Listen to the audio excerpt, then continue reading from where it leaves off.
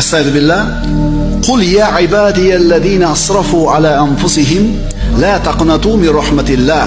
Innalloha yaghfiru dhunuba jami'a innahu huval ghafurur rahim. Ey Muhammad alayhissalom, mening o'z jonlariga jinoyat qilgan bandalarimga ayting. Bandalarimga ayting. Meni bandalarimga ayting.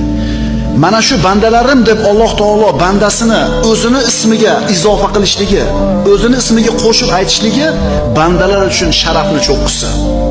Alloh aytayapti, meni bandam deyapti. Ayting, Allohning rahmati marhamatidan noumid bo'lmangiz.